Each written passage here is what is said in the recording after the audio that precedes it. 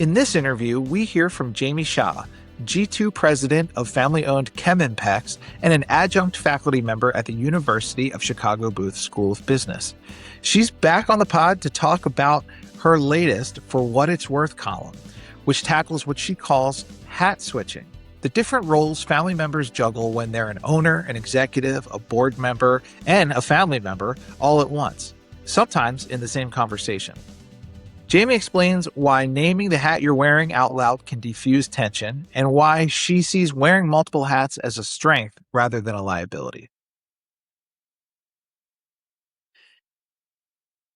Hi, Jamie. Nice to see you again. Hey, Welcome Zach. back to the pod. Thanks. Happy to be here. Yeah, absolutely. Well, yeah, you're back on, and that means, aside from the fact that I just always enjoy talking to you, that you have a new For What It's Worth column. And this edition is about hat switching in a family business, and I think any of our listeners will kind of understand what that means. But basically, it just means the multiple roles and identities that you have when you're a family member who might also be a shareholder, an executive, maybe an employee, maybe a board member, all those things wrapped into one. And, which one of those are you in any given moment, in any given conversation? And so just to kind of like set it up here, the question that you tackle in this column, it came from a second generation executive who also serves on the board of their family business. And they said that their peer executives in the C-suite who don't serve on the board treat them differently and sometimes try to get information out of them that a typical executive wouldn't know, but they're trying to pump them for information because it's like, oh, well, I know you were on the board, right? So one of the things that you advocate for in this column is naming the hat out loud and, saying like, this is the hat that I'm wearing in this conversation. And you also note that a lot of times these people that you're interacting with, they're not thinking about the hat that you're wearing, right? Yeah. So can you talk a little bit more about like what you mean by naming the hat out loud, sort of what that looks like in practice? Yeah. Well, thank you so much to the reader who posed this question because I thought it was a Yeah. really excellent one. And I do really think it highlights the tension that a lot of us in family business feel where we're often code switching and we don't always know which way to show up. And the tactic that I talk about is naming the hat, which often in like when people are talking about emotions, they say name it to tame it. And I Yeah. think part of the challenge that we have when we're in these situations where people are asking us for our opinion and we have to be living in two worlds simultaneously is we actually don't even know which one of us they're asking. So I Yeah. think asking for that clarity of like, okay, are you asking Jamie as the president of the company or Jamie as the sister? And sometimes it's not even external people. It could be other family members. Totally. And I feel like maybe speaking that out loud to the people that are in the room or the person you're having that conversation with is helpful because it highlights like, well, which perspective do you want? Of course, maybe people want multiple perspectives, and then you can share them from different perspectives if it's appropriate. Yeah. But also just for yourself personally, even if you're naming it aloud in your head, gives you a sense of clarity. Because sometimes I'm in these situations and I don't even realize like, oh, they didn't actually ask Jamie as the daughter. They asked Jamie as, the leader, which is Yeah. different. Absolutely. No, I think that's really good advice. And the other thing that you mentioned I thought was interesting is like you advocate for assuming good intent on the part of the person that's asking, right? Mm. And I would imagine that the assumption as a family member sometimes is like someone's trying to take advantage of me and my position to try to extract information in some kind of like nefarious way.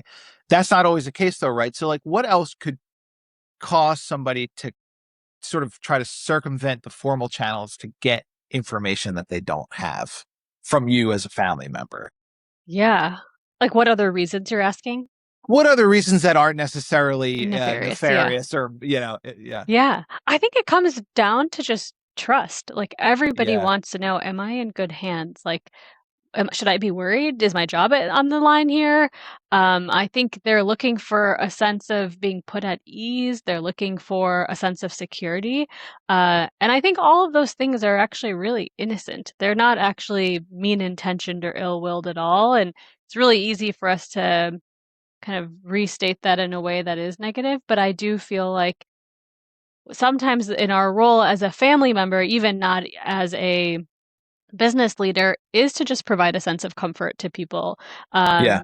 you have to bear in mind, like, you don't want to give false information or false hope, but, what Yeah. can we do to just kind of put people at ease? And I actually think family members who are not in the business are actually helpful at this as well because they're not clouded by business judgment and they can just provide a sense of understanding for a human at the human level, putting Yeah. aside all of the other business things. But yeah, I think it comes down to just creating like understanding of trust, and that's Yeah. not easy at all. I think that it's people are testing our trust all the time.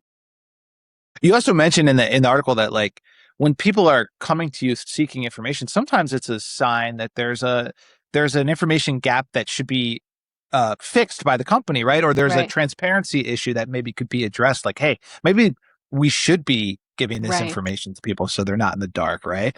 Yeah. And us in Uh, family businesses, we're often it's like we struggle with this idea of transparency as well. I know that I do in my family where it's like you want to be open, you want to be transparent, but at the same time a lot of things and a lot of families are very closed door. They don't want to necessarily air their dirty laundry or share too much. So it is a fine line to balance, and it could mean that there are deficiencies in the organization because maybe we've overcorrected for, I don't want to say secrecy, but like making sure that all the ducks are in a row before we share anything.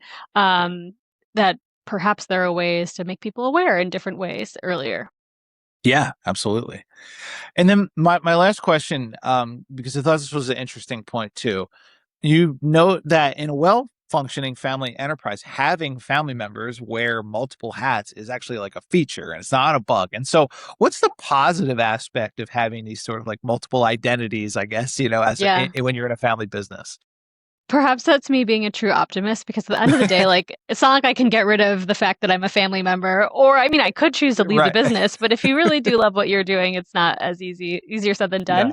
Yeah. Yeah. But I really believe that, like, putting aside even the business and family person, you as an individual are multifaceted. Like, I'm a daughter, I'm a wife, I'm a mother. Like, these are all things that all often work together and sometimes work against each other, and like that's just the reality of who we are as human beings. And what does that allow us to do? It allows us to come to the table with different perspectives, ideally more empathy, um, and I think being authentic about who you are allows you to lead in a way that is true to who you are.